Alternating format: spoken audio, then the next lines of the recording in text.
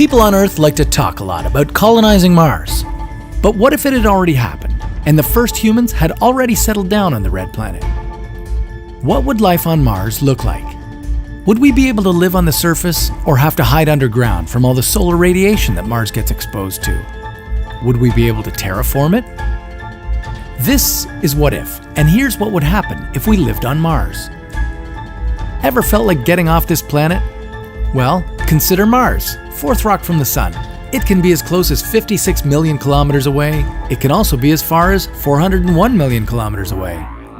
Even if you jumped into the fastest spacecraft ever launched from Earth, getting there would take anywhere from 40 days to 9.5 months, depending on the position of the planets. And after all that time spent in space, you'd finally see dry and lifeless Mars on the horizon. Would you be able to survive there? What would you need to survive on Mars anyway? First off, you'd have to figure out how to produce oxygen to breathe. The Martian atmosphere is very thin, and it's 95% carbon dioxide. You wouldn't be able to just bring the oxygen you need to survive, but you could extract it from the carbon dioxide with machines like NASA's MOXIE. Not only would that provide you and other Martian settlers with breathable air, but also supply you with liquid oxygen propellant. That's the stuff you'd need to lift a rocket off Mars, in case you decide to return to Earth. There's no fertile soil on Mars to grow food in. Instead, you'd use hydroponics, cultivating your crops in a mineral and nutrient solution. No soil required. Of course, without running water on the surface, your colony would only be able to grow 20% of the food you'd need. The rest of it you'd have shipped in from Earth. But don't expect fresh meat. All your food would come dried. Along with the other settlers, you'd probably live in inflatable pressurized buildings. But it's more likely that you'd go underground. Because Mars has no global geomagnetic field, and since its atmosphere is so thin, radiation levels in the orbit above Mars are 2.5 times higher than at the International Space Station.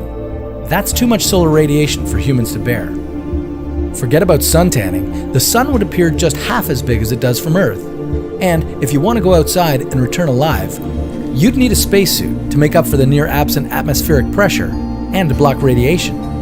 Your suit would also keep you warm, which is important because temperatures on Mars are very low. The coldest winter on Earth is paradise compared to the average Martian winter. Temperatures would be as low as 55 degrees below zero. Even colder at the poles, where the temperatures can drop to a freezing minus 153 degrees. A day on Mars is just 40 minutes longer than a day on Earth. A year on Mars would be almost twice as long, though. If you lived in the northern hemisphere, you'd enjoy 7 months of spring and 6 months of summer. Then there would be a 5-month-long autumn and another 4 months of winter. And not only are the temperatures there low, they can also change dramatically within a week. These variations often result in powerful dust storms. They wouldn't harm you, but they'd clog all your electronics. Remember too that the gravity on Mars is about 1/3 of Earth's. You'd need to learn how to walk again. Still want to move to the red planet? Well, your best bet is to wait until the first human colonies head there to terraform the planet, to make it just like the one they came from. They'd import ammonia ice from the atmospheres of other planets to heat Mars up a little. The heat would convert the dry ice at the Martian North Pole into gas and give the planet an atmosphere. Still unbreathable for us, but at least it would be enough to create atmospheric pressure so that you could finally take off your spacesuit. Then, they'd extract water from the vast reserves of water ice locked beneath Mars's surface. Water vapor would make the atmosphere thicker and thicker. Eventually, you'd see it raining and snowing on Mars. And after maybe 1,000 years, there'd be enough oxygen for humans to breathe. The planet re-engineering would be complete. Is living on Mars something you'd like to try? Or would you rather preserve what we have here on Earth?